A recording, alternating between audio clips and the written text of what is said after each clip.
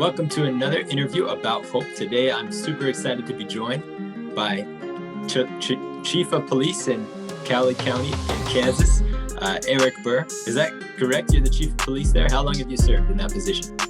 Yes, so I am the police chief in Arkansas City. It's spelled like Arkansas, but we just say it different. Okay. But it is in Cowley County. So we're actually located in the south central part of Kansas and basically on the Kansas-Oklahoma border. I have been with the Arkansas City Police Department for 26 years. Oh, wow. And just a year of it as the police chief. Okay, wonderful. Well, thank you. So you're pretty new to that position, but not new to the station. Oh, absolutely not. I've been here a long time. In fact, Arkansas City is my hometown. So I've been here ever since I was a child. I grew up here. Wonderful. Okay. So along with all your responsibilities as police chief in the city of Arkansas, you're also someone who was instrumental in founding the very first Hope Squad in all of Kansas, in the whole state. And so we're excited today to dive a little bit more into your work with mental health and the way that you have really devoted yourself to connecting your community and making sure that their mental health is taken care of and making sure that they understand that that's a priority to you as their police chief. So first, I'm a little bit curious. Thank you for sharing with me and clearing up some things about what it is exactly that you do. What is it that attracted you to the kind of service that you're involved in now as a police officer? So I started as a police officer a long time ago. And as a young person, I had experienced some things as a child in my childhood that, I grew up, I didn't grow up around police officers, but I came to know one when I was about 16. I was working in a grocery store. And I just thought it was just amazing, the kind of work that particular person was doing. At the time, he was working at the grocery store as like loss prevention. So he was security and would catch shoplifters and those kind of things. And Sure. At the time when I was in high school, I was kind of searching for where I was going to, what I was going to do with my life. I was at that point where, college was on the horizon if I was going to go to college. And I was trying to figure out exactly what I wanted to do. And initially I was going to try to be a lawyer. And so I had toured some colleges and was kind of on that path. And in having conversations with that individual that I used to work with as loss prevention, it kind of changed my focus because I couldn't really see myself being in a courtroom or being in an office all the time, which, now that I'm the police chief, I'm in the office. But back then I saw police work as something that was exciting. And I thought, hey, you know what, there's going to be job security there. So, I mean, every place needs police officers. And so I changed gears and started studying criminal justice and kind of went that path. But with that question, every police officer has a why. And I think that my why has changed over time. So initially it was, the lure of excitement and stability in a job. But I think that today my why centers more around community and doing as much as I can to make a positive difference in the community that I grew up in. And so that's kind of how the why shifts over time, and especially over 26 years. Absolutely. Thanks for sharing that, Eric. In my research to prepare for this interview, I came across an article of you mentoring a member of the youth in your community. And it talked about the time you spent together and how you kind of needed to learn to let them have some control and loosen the reins, but also implement the advice and that mentorship when it was needed. And just how powerful that relationship is. I think it's interesting that that mentorship and that relationship is what drew you to this career and to this position of service in the very first place. Yes. I'd like to go ahead. Did you have something to say? Oh, no, go ahead. I'd like to add that not only does every place need a police officer, but every place needs a servant like you. because you've turned the position into something where it really is about service, and you really do encourage mental health in your community. So when did that aspect of it, when did that shifting of the why really begin for you, where not only was it the physical safety and protection of the people who you're serving, but also the mental health and encouraging that connection within the community? What I think the biggest thing that happened for me just a few years ago. So I've been in this job for a lot of years. I've worn a lot of different hats. I've been an investigator.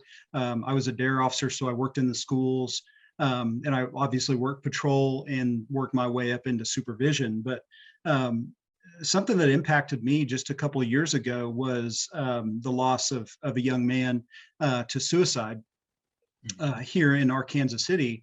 And it's something that I've responded many times to in the past. And, you think about 26 years and the number of critical incidents that I have responded to. And this one hit differently. And a lot of it had to do with the contact that I had with his family. I didn't know the young man, and I didn't know the family. But in my contact with them, the question came up from his mother of who's going to do something about this. And at the time, my job at that point was just to be of comfort to the family, as obviously they're grieving because of the suicide. And but it took me a couple days to really think back on that question. And it hit me that we can do more in our community to raise awareness for suicide prevention and mental health crisis and those things. And so luckily I live in a community that is very giving. Yeah. And I've made a lot of good contacts and networks and friends within my community. So I just reached out to a few of them and said, hey, would you be interested in looking at forming a coalition to help raise awareness for suicide prevention and mental health crisis? And I had a lot of people come forward. And one thing that I thought was significant was that when we started getting out into the community and just sharing information, how many people have either been directly or indirectly affected by suicide. It absolutely just bowled me over on how many people, that we get out and talk, and people would seek us out because they knew that we were with the coalition, and they would tell their personal experiences with mental health crisis or with suicide. And I knew at that point that we were making a difference. And yes. So it kind of all settles back to that time a couple of years ago. And so in that time frame, that mother has become one of my best and biggest supporters. So I connect with her on a regular basis. In fact, I send her updates about how our Hope Squads are coming together in our community, and she absolutely loves it because she is very close with the friends of her son. And one thing that she had learned was that her friend, that his friends were deeply affected, and that she just sees so much value in what we're trying to accomplish. Yeah, absolutely. That's so beautiful that your quest has become one that you share with your community. It's a coalition, and it's because this tragedy is so common today, we all can have some ownership in being a part of the solution. And it's beautiful to see you and members of your community leading that charge and having the courage to do something about it. So thank you for sharing that, and thank you for doing that. You're welcome.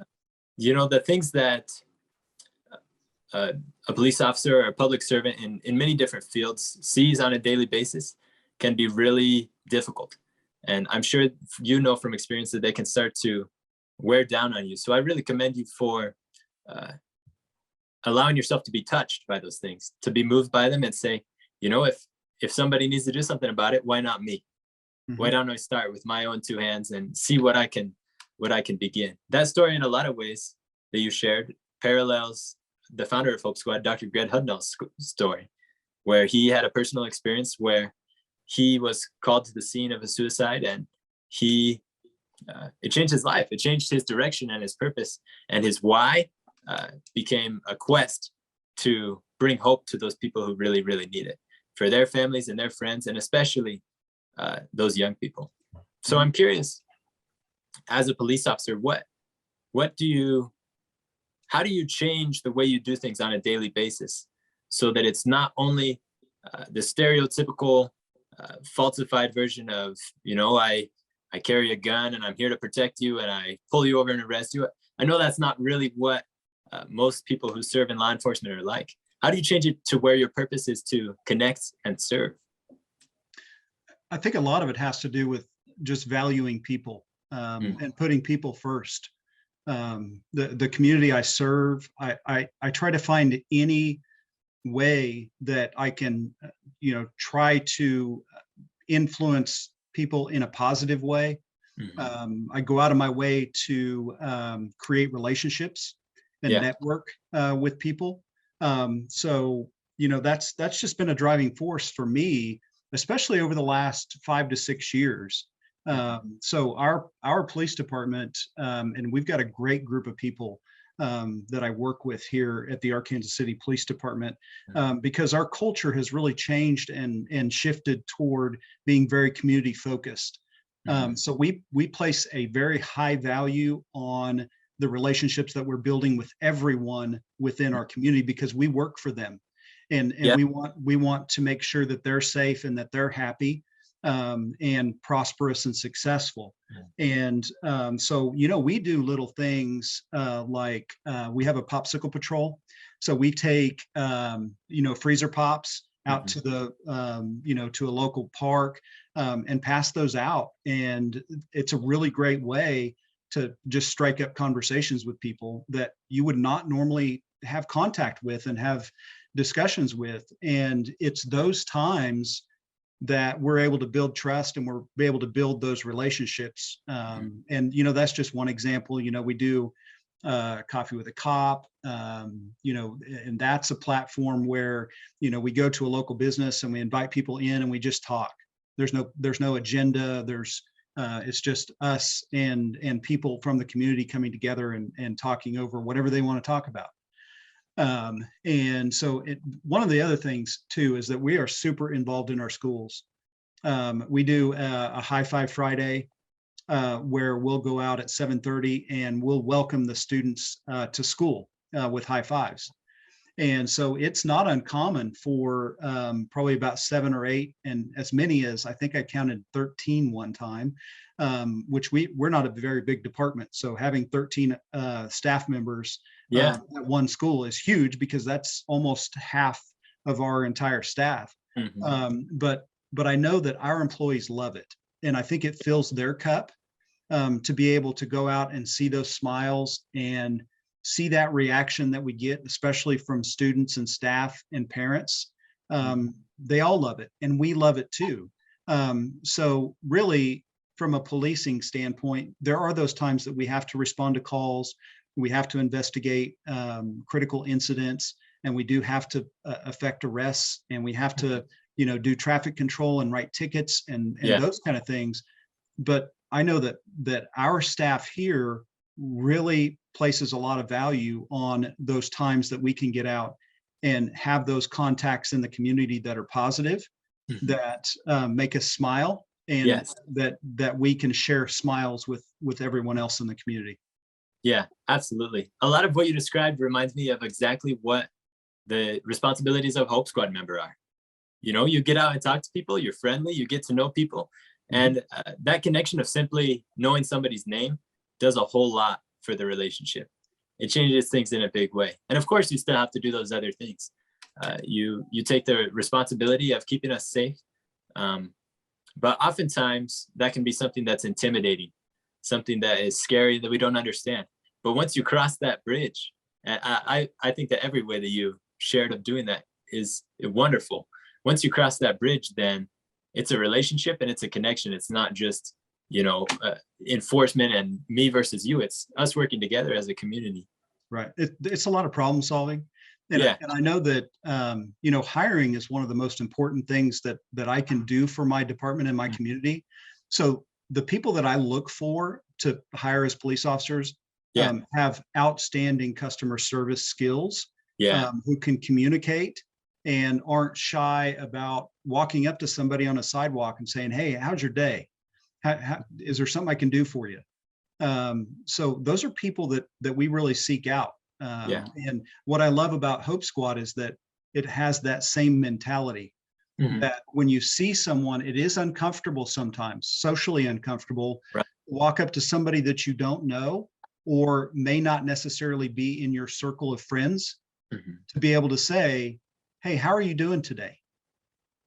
Do you mind if I sit with you? Do you mind if we sit and talk for a little bit?" Those are all traits that we look for in police officers that we hire. Yeah, that's hugely powerful. Thank you for sharing all those things that you do within your department to cross that bridge and to create that relationship. Now, I'm curious. Uh, Maybe it wasn't always that way in Arkansas. Maybe before your time at the station, uh, it was a little bit more like the friction that I described earlier. How have you seen your community reciprocate, and how has your community made progress because of those efforts? Since I've been here Mhm. a fairly long time, for 26 years, Yes. I've been a police officer longer than I haven't, if that makes any sense. Yeah. Since I hired on when I was 22. The culture has changed over time. When I started, for instance, we did have some community policing officers, a Mhm. couple of them, and their primary function was to do community events and do the things that now, 26 years later, every single person on the department's doing. Mhm. So yes, we still have school resource officers, but the cultural shift is that that job and that function isn't expressly put on one or two people, and then everybody else is responding to calls and running traffic and those kind of things. We all share that responsibility of connecting in a positive way with our community. And so to me, that's the biggest cultural change. And we saw the most significant part of that about 5 or 6 years ago, when we started trying to think outside the box, like with the Popsicle Patrol, Yeah. and the involvement at the schools. That, you know, we'll just show up, and 5 or 6 of us will go to lunch with second graders and then go play on the playground. Wow. And so that's a normal thing. And once you create that culture within your department, it just becomes normal. Yeah. And there's been plenty of times where, you know, we'll hire a new police officer, and on their very first day, we'll go into an elementary school and do a presentation, you know, read for first graders, and then go to lunch. So it really sets the tone from the very beginning that these things are expected, Yeah. of being a police officer here in Arkansas City. And everyone that we have working here completely loves the approach that we take. Yeah. Yeah. That just blows my mind.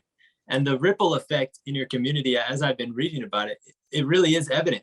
I mean, in the what high school was it? Was it Ark City High School? Just recently put on a play that centered Yes. around some mental health themes. Mhm. You recently decorated your squad car with red and blue handprints of little kids in your community. And instead of saying to protect and serve on the side of your car, it says to connect and serve. Yes. And that was one of those things when I scrolled across it, I just looked at that forever. And it brought a smile to my face because it's so revolutionary and so new to what most of us think about when we think about law enforcement. But at the same time, it's so simple. You're reading with first graders. I mean, how that's not that hard. That No. is what it seems to me that that would be preferable for you as well compared to some of the more difficult parts of your job. And that changes it in my mind to where it's prevention. So many Mhm. of the issues never occur if people don't feel alone, if they feel seen and heard and respected and cared for. If they feel that sense of community, it can really change a lot of things before they become difficult. At the same time, I do know that you, in your daily life, struggle with a lot of different stresses and different things going on. You have a lot of responsibility, and Hope Squad members as well can relate to some of that because they can feel the burden of uh, when their friends and people that they care about are struggling with their mental health. So I'm curious if you could share some of the ways that you practice self-care and de-stress to keep yourself healthy and ready to serve.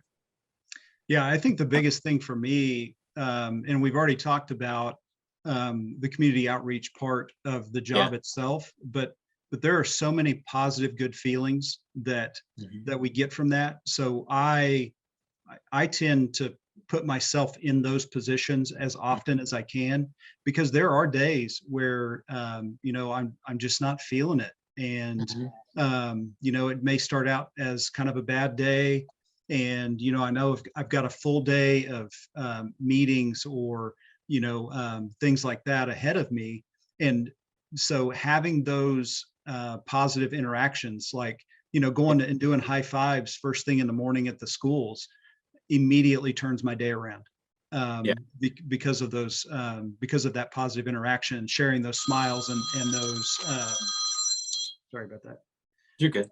um, sharing those moments with our community. I think that personally, exercise is important to Yeah. me. I can get out and run and clear my mind, Mhm. or I can think about the things that I need to get accomplished that day. Mhm. So it's really a good time for me to be retrospective on what I've done so far, but then also think about, okay, yeah, I need to, get these type of things done today. I love spending time with my family. They are 100% supportive of me. I love them dearly.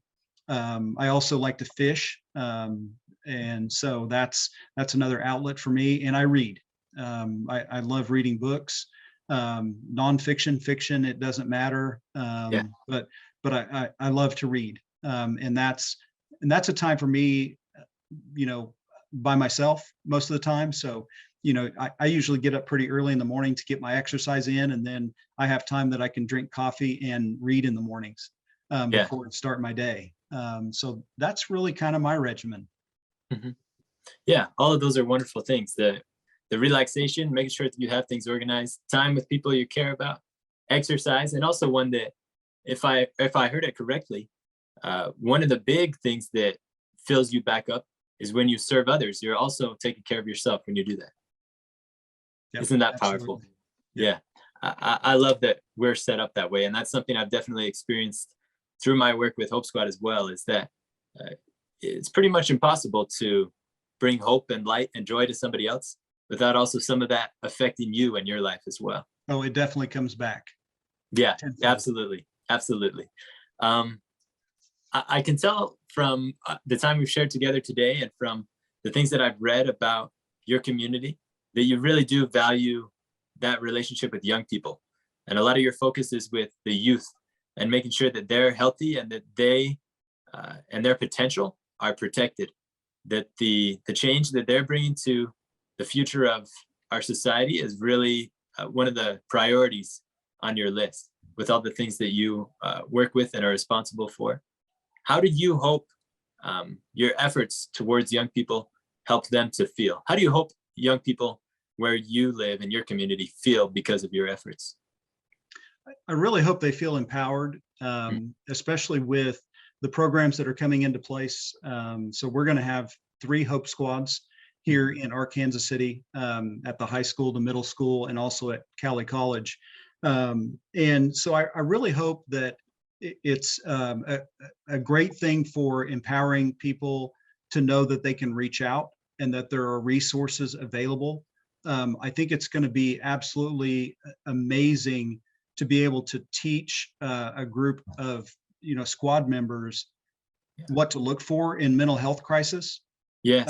I also wholeheartedly believe that it can help create safer schools, Mhm. because of the fact that you're teaching a group of students about what to watch for, especially on social media, Right. and teaching them what resources to go to if they see those types of things. So, really, more than anything else, I would really like to see that that they're hopeful and that they feel empowered to be able to recognize mental health crisis in themselves, but also in others, and find that help. Yeah, absolutely. I hope that same thing for your community, and I can tell that it's happening. I really congratulate you for the change that you've made, the way that you live according to your why and according to your purpose every day. It's infectious. It makes me excited. It makes me reading about you and the things that your department is doing has made me excited to be a better friend and a better Hope Squad member, a better member of my family and community. Because that mental health and that really it's love. A lot of times we'll slap other words on it, but really it's love. Is something that's strong within the people that I have an opportunity to influence and be around. So thank you for everything you've shared about that today. And I want to let you know that it's working. Slow and steady. Sometimes the fight can be difficult, but keep holding on to hope, and we really are making progress. So the final question that I'd like to ask you, after all the things you've shared and after really learning that just about, it seems to me, every member of your department is a Hope Squad member in a way. You're learning those things and using those same skills, implementing those lessons that can bring hope to the people that you serve and that you're around. What do you, or rather, sorry, what brings you hope specifically, Eric? I think really what brings me hope is people and building relationships. I've